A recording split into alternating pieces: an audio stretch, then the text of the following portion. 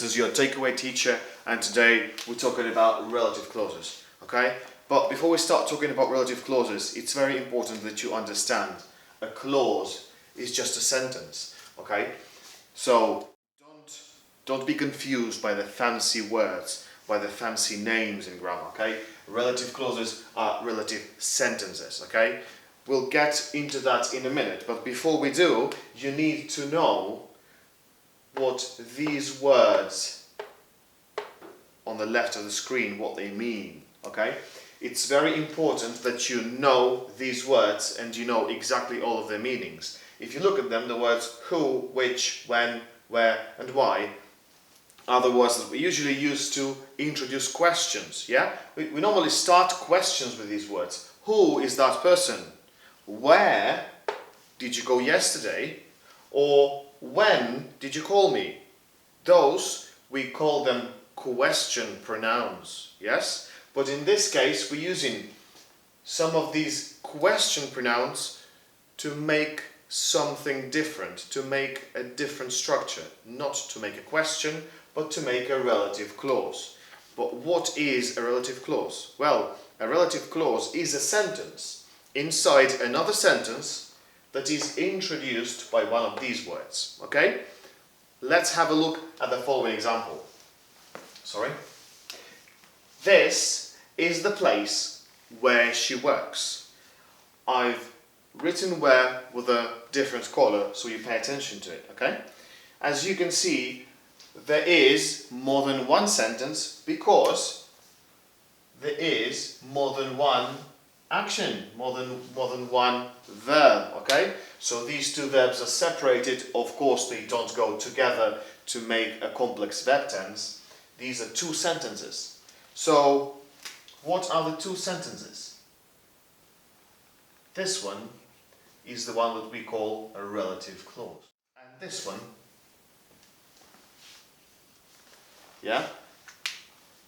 The rest, all of it, not the rest of it, but all of it is the main clause or main sentence. Okay? This is the place where she works is the main sentence, but if you look into it, you can see there's another sentence inside, embedded, encapsulated inside this bigger sentence, which is where she works. Okay? So why would we have this kind of sentence? Well, we make those to explain a bit of information that we use in the main sentence. So what is there to explain? Well, this is the place, but which place is it? Okay? We don't know what place we're talking about unless we have this. So this is why we have the relative clauses. We have the relative clauses to help you understand some information from the previous sentence. And they will always explain the previous word. So this is the place, and it's explained here. This is the place, which place? The place where she works. As you can see, this is pretty easy once you understand it. Pretty easy. We use where for places. We use why for reasons. As I was saying, we use where for places. We use why for reasons. We use when for time. We use which for things. But we also can use that, or we can use nothing. We can say, I will give you an example later. And we use who for people, but we also can use that for people. As you can see, that's most of it. Okay? There's also a little thing to the relative clauses, which is there's two types of them, but we will get there in a minute. Let's have a look at the new examples we've got here. If you look at the first one, these are the people who or that rescued us. Remember how we said we can use who or that for people. So we can use any of them here, the people who rescued us or the people that rescued us, yeah? So these are the people who rescued us, or these are the people that rescued us. And if you pay attention, this is where our relative clause starts. Next example, the book, which is a thing, the book which I told you about is very interesting. Or, the book that I told you about is very interesting.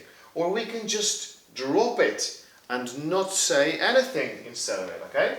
The book I told you about is very interesting.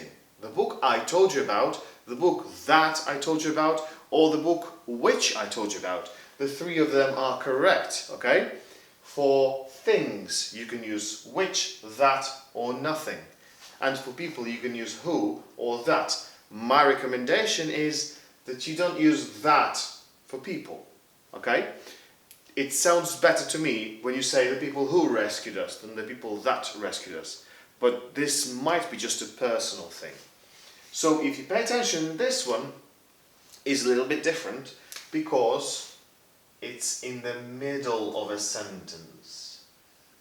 The book is interesting would be the main sentence, and the book which I told you about is very interesting is the whole sentence, so the relative clause is in the middle. That I told you about. I told you about that book. Okay? So now that you've seen these sentences, you probably see very easily how the relative sentence exists to explain one word, one particular piece of information in the main sentence. Here we explain in the people who rescued us. Here we explain in the book that I told you about, or the book which I told you about. So this is what a relative clause is. A relative clause is an embedded sentence that explains one word in the main sentence. That's the most important thing you need to remember about what the relative clause is. And now, how do you make it? Well, you introduce it with a who, which, when, where, why, and sometimes that, or sometimes nothing.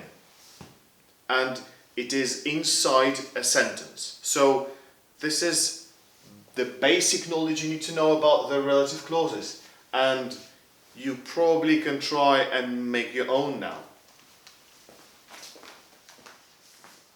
Okay, now that you understand what relatives are and how to make them, there's one more thing you have to learn about the relatives. There's two types of them, but don't be scared because they are very easy to understand.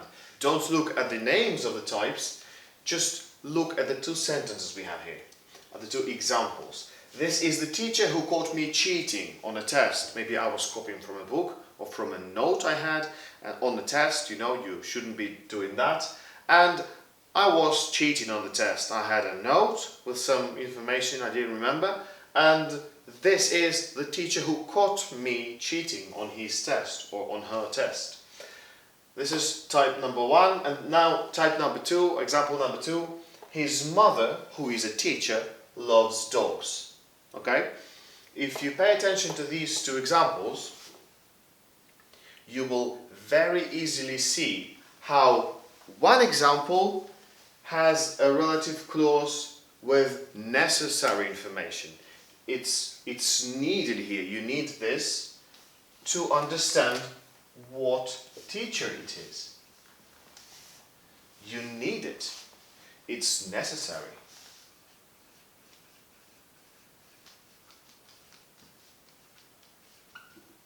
It's necessary information for you to understand the sentence fully, completely, to get the complete understanding of it. However, here, his mother loves dogs is the main sentence. And really, that she's a teacher is not very important. It's just some extra information I give you. But you understand she loves dogs without knowing that she's a teacher. This is just an extra information. And it is less common to see these sentences, but it's another type of a relative clause. So this relative clause, it gives you just some extra information. Let's call it extra info type. Okay? And that's it. That's everything you need to know about the two types of relative clauses that there are. Type 1 is called defining, because the relative clause defines this word, the word that it's linked to, the word that it explains. It defines it because it's necessary. And these ones are called non-defining, because they really don't give a necessary definition. So they give you just an extra information.